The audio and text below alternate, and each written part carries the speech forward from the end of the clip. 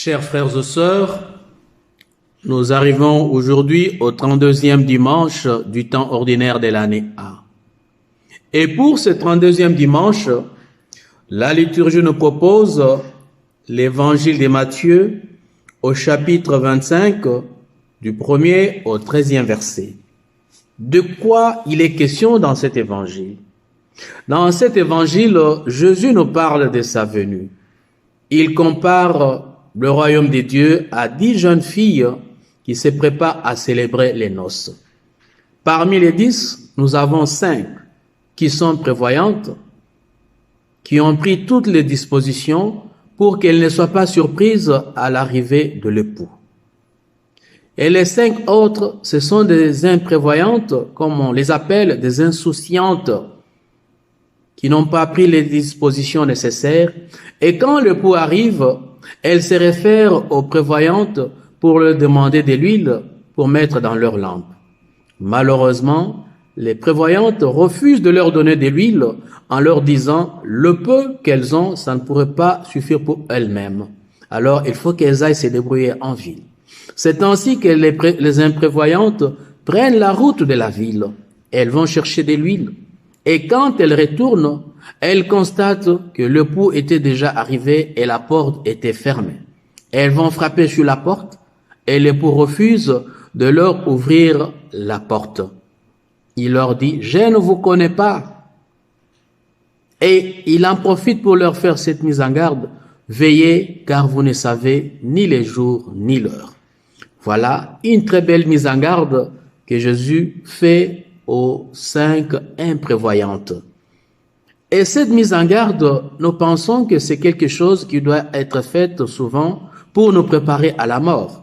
Ce qui n'est pas faux. On doit se préparer à la mort à chaque instant de notre vie parce que la mort nous guette à chaque instant. Mais nous devons aussi savoir que cette mise en garde, elle est adressée à chacun et chacune de nous.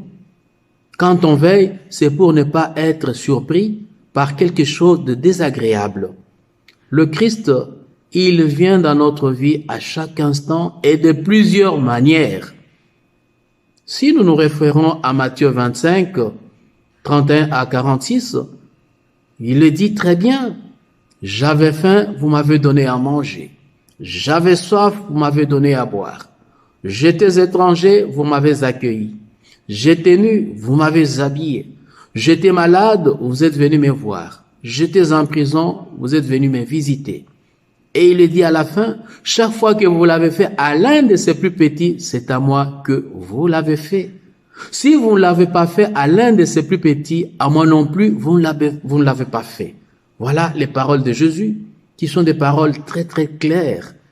Chers frères et sœurs, en partant de ces paroles du Christ, nous pouvons nous dire que le Christ vient par cet homme ou cette femme qui a déjà un certain âge, qui est dans une maison de repos, qui a faim et soif d'entendre des paroles de personnes qui sont encore actives, des paroles des personnes qui viennent les édifier.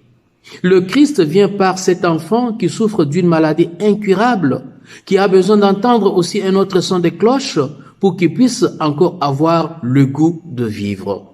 Le Christ passe par cet homme ou cette femme qui a perdu un être cher, dont le moral est au bas de l'échelle.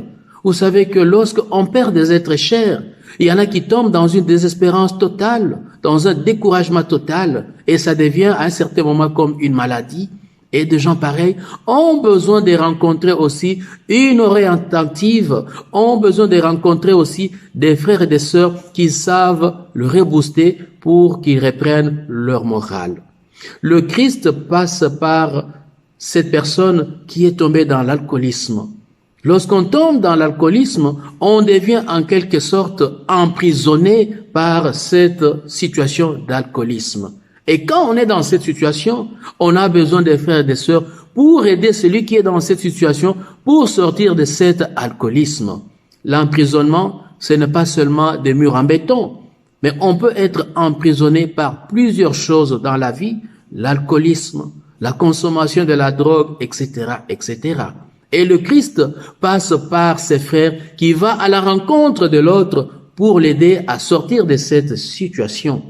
Le Christ, par cet étranger qui vient dans un pays étranger, qui se sent abandonné. Et lorsque j'arrive à être attentionné envers cet homme ou cette femme, c'est le Christ lui-même que je rencontre. C'est le Christ lui-même à qui je rends service dans la vie. Chers frères et sœurs, la vigilance, c'est une dimension très importante dans notre vie. Cette huile qui peut nous aider à activer cette dimension, c'est la parole de Dieu. C'est cette parole qui nous aide à pouvoir rallumer cette attention, cet amour que nous pourrions avoir envers notre frère et notre sœur qui est l'image de Dieu. Bien, chers frères et sœurs, je termine ma petite méditation en nous posant cette petite question. De quel côté sommes-nous? Sommes-nous du côté des personnes prévoyantes ou du côté des personnes imprévoyantes? Voilà une petite question que je nous propose, que chacun et chacune de nous pourrait y réfléchir pour trouver une réponse qui pourrait l'aider ou nous aider dans notre cheminement de foi. Amen.